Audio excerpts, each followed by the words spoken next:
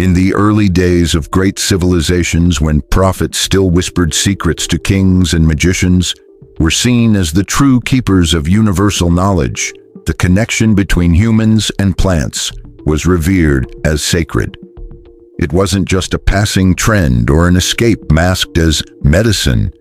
It was a profound transformation linking body, spirit, and nature. In that context, cannabis was not simply a plant, but a gateway that could open not only paths to enlightenment, but also dark corners within the soul. At the center of this discussion lies a question that is often overlooked. What are the spiritual consequences of smoking cannabis? We're not going to look at this from the perspective of government, mainstream science, or popular culture that celebrates it as a symbol of rebellion. Instead, we will search for answers within ancient traditions, the deeper meanings of sacred texts, and in the words of recluses who dared to step beyond the haze. Prepare for a journey across continents and centuries, quoting everything from ancient Indian teachings to Alexandrian mysticism, from Rastafarian rituals to the prophetic visions of Ethiopian saints. Not to judge, but to uncover. Cannabis, a plant that is now dismissed, criminalized, and sometimes romanticized, has been considered a sacred key in many traditions. And as we know, a key isn't something you bow to, it's meant to open doors. But which door? In ancient India, Arva described cannabis as one of the 5 sacred plants of the earth, a gift from the gods, bearing Amrita, the sweet nectar of immortality. Its connection to Shiva, the destroyer and rebirther, is no coincidence. Shiva is the master of the cosmic dance, the one who dispels illusions. His followers, the sadhu, would often smoke it through clay pipes during long meditations, but always as part of a ritual: fasting, chanting, solitude. They were not seeking a high, but the death of the ego, the end of identification with the body. In the East, Taoist masters saw cannabis as a partner for longevity and spiritual insight. Writings from the alchemist Ge Hong in the book Biopuzi describe how it was combined with ginseng and other herbs to provoke vivid dreams and expand consciousness. In Taoism, all things have qi, vital energy. Cannabis, when aligned with the body, can refine this energy, but when used by an unbalanced body, it amplifies internal chaos. Like any amplifier, it becomes dangerous if not properly tuned. In the Islamic world, certain branches of medieval Sufism used cannabis, especially hashish, in their rituals. For the Sufis, the ultimate goal was the dissolution of the self, the destruction of the ego in the presence of the divine. Many stories recount mystical states and visions of the beloved divine, but even among Sufi masters there was debate. The great poet Rumi warned, "Why seek God in drunkenness when he is dancing soberly within you?" The plant was used with moderation and respect. When it stopped being a bridge and became a crutch, it was discarded. In the mystical Jewish tradition of Kabbalah, there is no direct mention of cannabis, perhaps due to cultural reasons or caution, but a common theme echoes throughout. The Zohar warns that those who force open the door to light without preparation will be consumed by their own ignorance. In modern terms, without spiritual preparation, any sacred substance becomes a trap for the ego. In Gnostic and esoteric Christian traditions, archaeological studies by Raphael Makalum and Sula Benet show the use of cannabis resins and herbs in temple anointing oils and incense. Some scholars believe that cane basm in the Old Testament was actually cannabis, but once again, it wasn't for pleasure. It was a ritual, a liturgical sacrament, a gateway to prophetic states. When used without reverence, the plant is seen as profane. In Africa and the Americas, indigenous shamanic traditions, whether in the Congo or the Amazon, treat powerful plants like cannabis with deep respect. Cannabis is regarded with the same reverence as ayahuasca, mapacho, tobacco, or peyote, not simply as a healing herb, but as the soul of the plant. And that soul is not revealed without respect. In the syncretic religions of Candomblé, Umbanda, and Afro-American traditions, although cannabis is not the central focus, the concept of Axe, an impersonal spiritual energy, is ascribed to all plants. Each plant has its own Axe, its unique vibration and purpose. Using a plant without understanding its Axe is like playing a sacred drum without knowing its rhythm. Orica. Even within the Rastafari community, where cannabis is called ganja and viewed as a herb of wisdom, its use is wrapped in sacred rituals. It's smoked during moments of contemplation, spiritual gatherings, singing, prayer, and meditation. It's treated as a sacrament, not just a casual indulgence. In all of these traditions, one thing is clear: cannabis holds potential, and that potential is neutral. It can be a ladder that lifts us up, or a trap that pulls us down. It can be a tool or a crutch, an open gateway or a closed cell. What defines its effect is not the plant itself, but the user, their consciousness, their intentions, and their preparation. As the Corpus Hermeticum suggests, the spirit doesn't belong to those who knock on its door, intoxicated, seeking only self-indulgence. And those who look for shortcuts to truth may discover that these shortcuts are simply vicious circles. The real question isn't whether cannabis is sacred, but whether you are sacred enough to use it. Every plant that opens a door also holds up a mirror, and as much as we like to believe otherwise, a mirror doesn't always reflect beauty. Sometimes it reveals what we've been avoiding for a long time. Cannabis, like many psychedelics, has the strange ability to strip away the surface layers of our personality, but not every soul is ready to face their true self without the illusion. This is where the plant's real spiritual effects begin, not in immediate upliftment, but in the unavoidable confrontation with what's hidden beneath.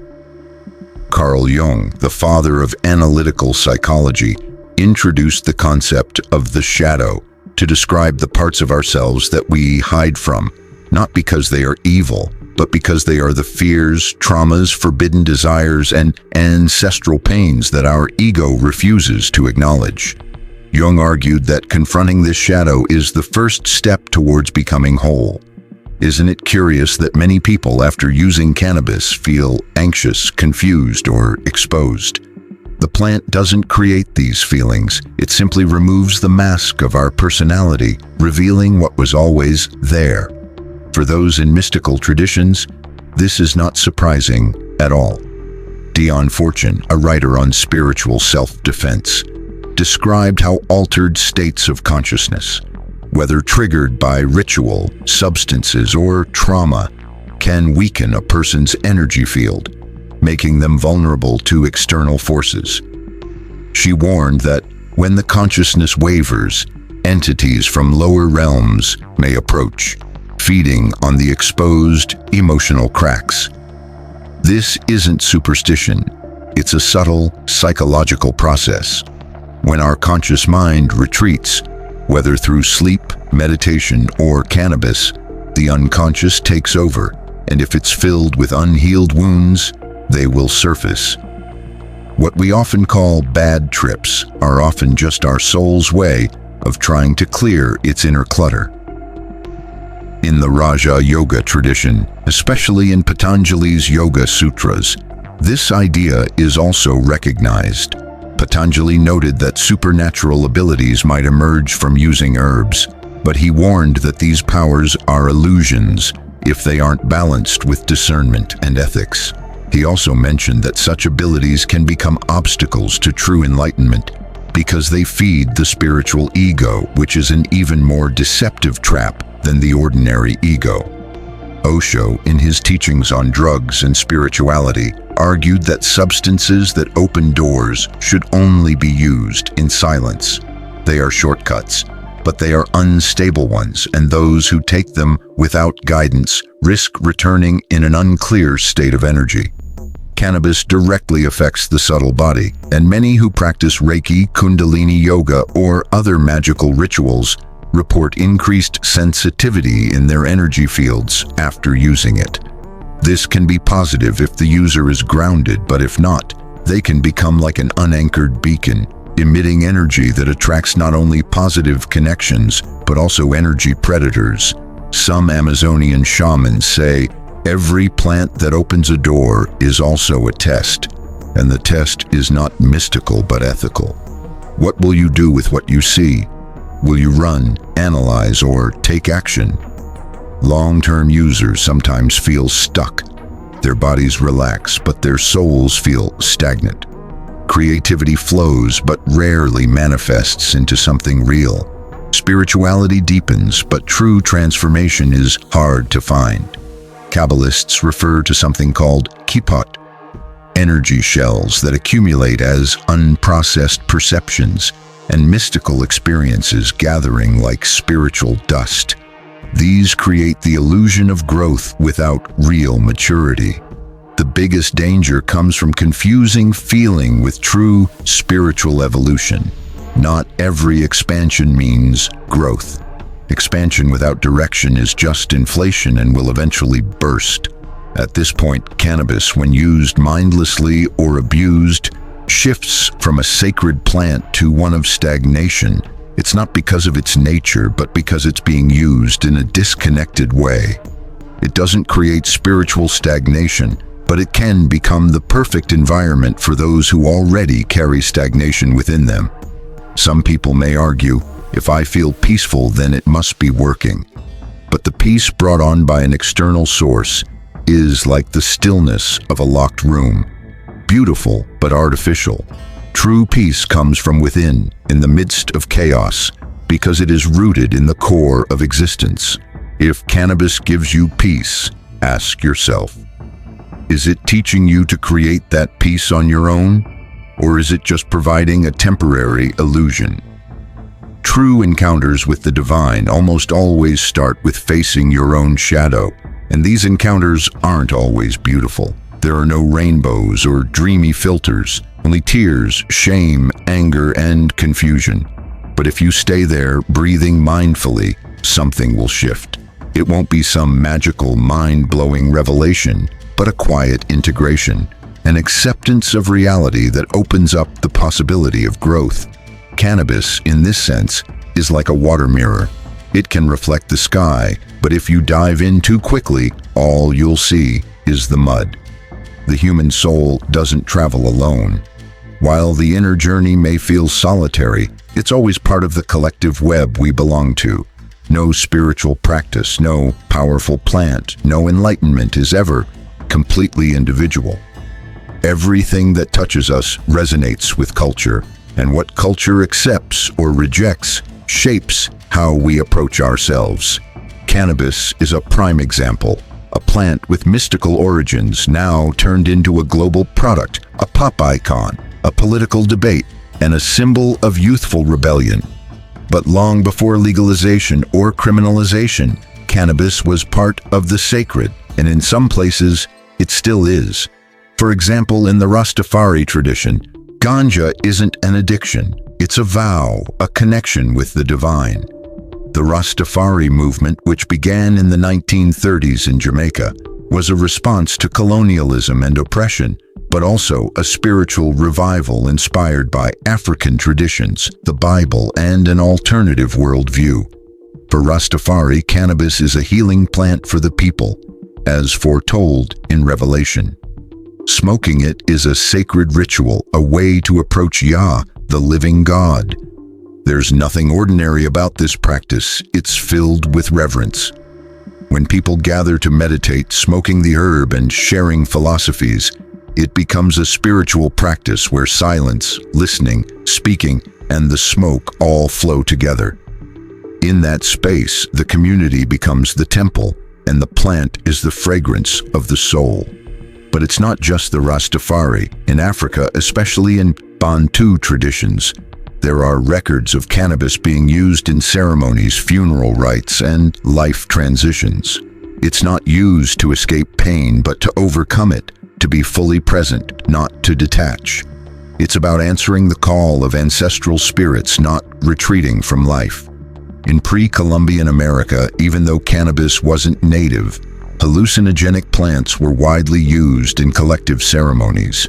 The core idea was the same.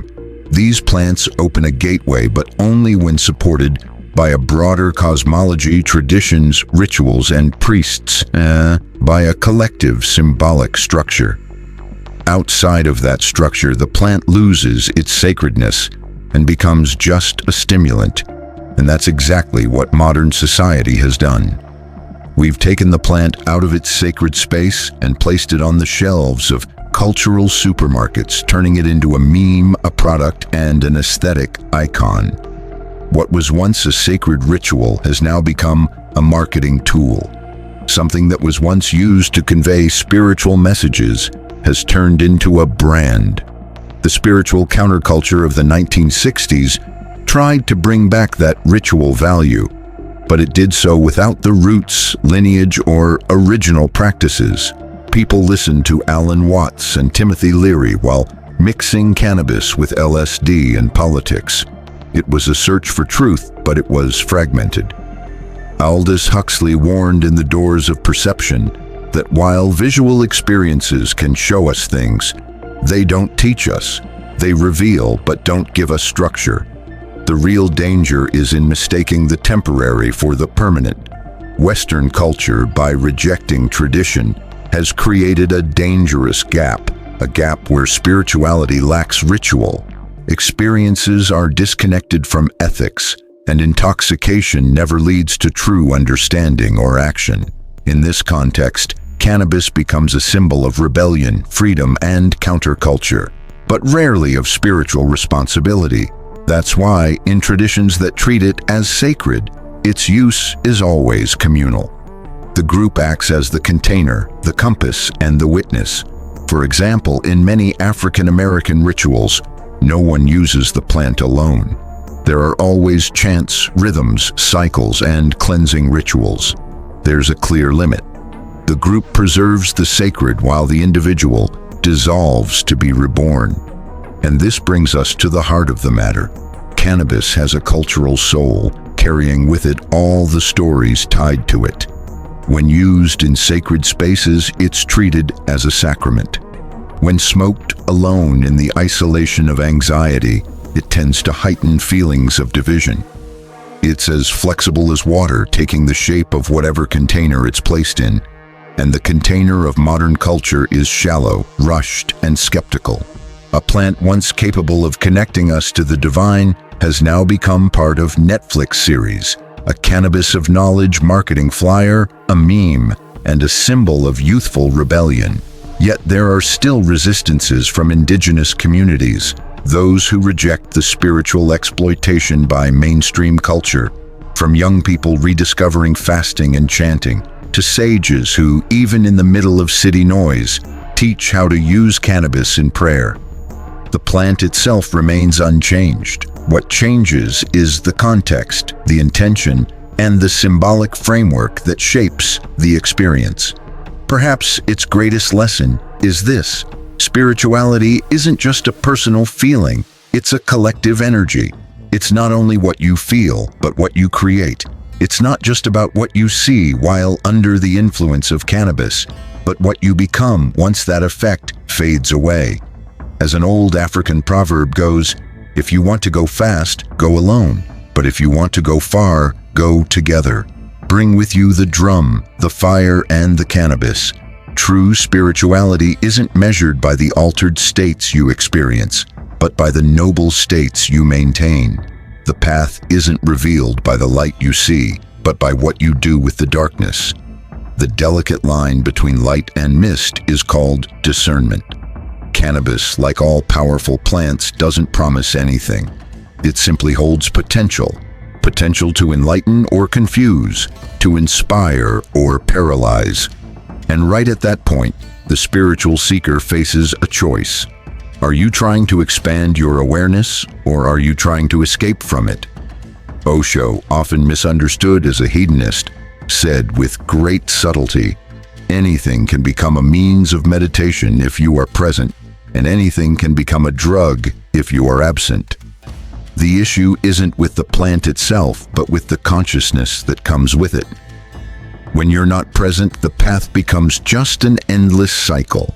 That's why our ancestors always used these sacred plants with rituals, fasting, chanting, silence, preparation, and guidance.